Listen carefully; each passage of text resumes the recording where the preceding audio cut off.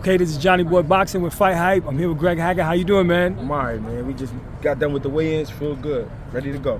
What you think about Boots? Did he look good on the scales? Look fresh. Both of them look good. Karen looked like he in shape.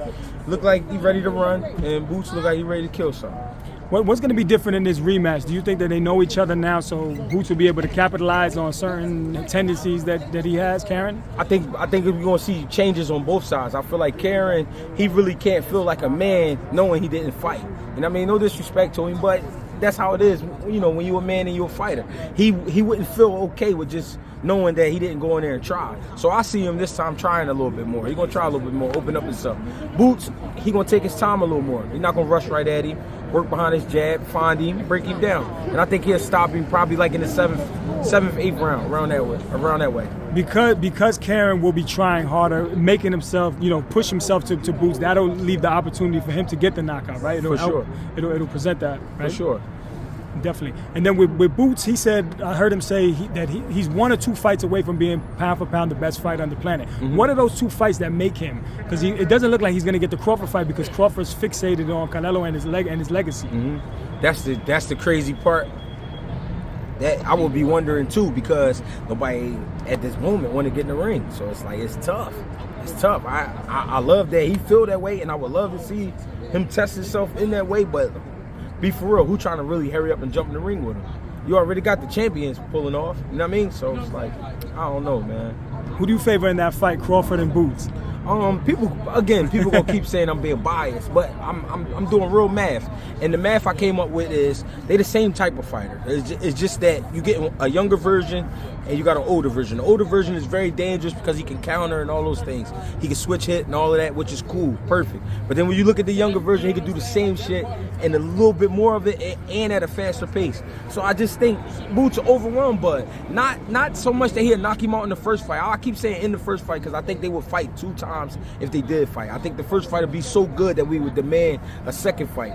In the first fight, I think the punch rate, speed, and all that would be too much for Bud. Not that he'll overwhelm him and make it look like he shouldn't have been in the ring with him, but just over the rounds, he'll wear him out. And it'll be like, all right, man. So he'll get the call probably 8-4. And then in the rematch, I would see Boots stopping him if it was a rematch. Absolutely. And do you think his age is a factor because Terrence Crawford is 37, he's slowing down? Yeah. Did you see him slowing down and against Madrimov at 154? It's not so much that Bud is slowing down physically, he's slowing down mentally. Mentally, he don't really feel like the extra shit. That's why we didn't see him go after Madrimov super crazy. Like, he ain't really tried too hard. He just picked his spots, he touched him to the body and did what he could. And he tried to slow Madrimov down. It was great. But like I said, he's slowing down mentally. It's not physically. It's a mental thing with Bud. He don't want to do so much. He don't want to fight like a kid again. And it's not saying Boots is a kid, but that's the rate. You're going to have to let your hands go. You're going to have to really fight back.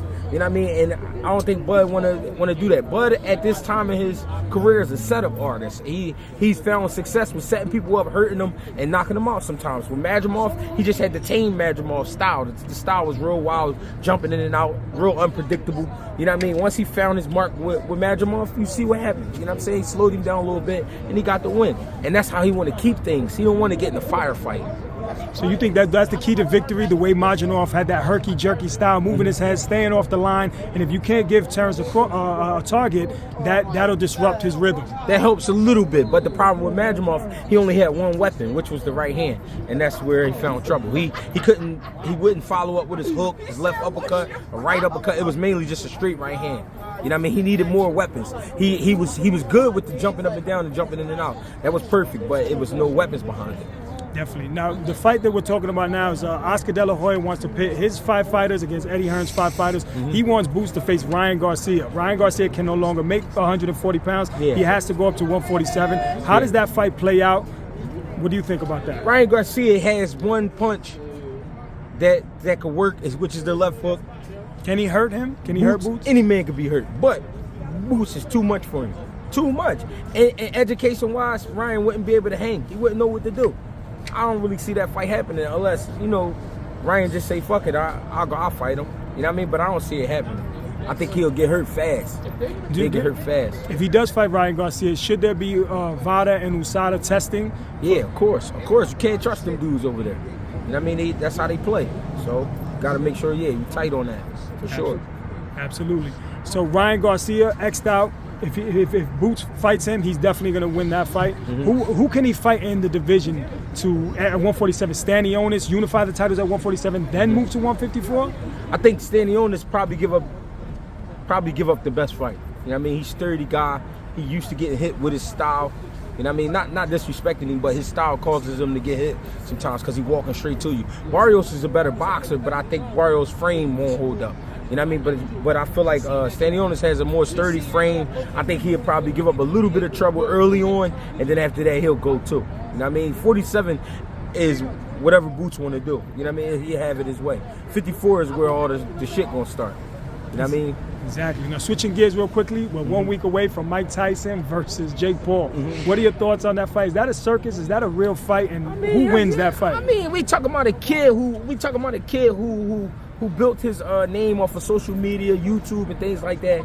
You know, built it to the point he make millions of dollars off this, and he just having fun with boxing. And then, you know, Mike Tyson is 60 years old, so it's like it is a joke a little bit, but I like to see Mike make some money at the same time.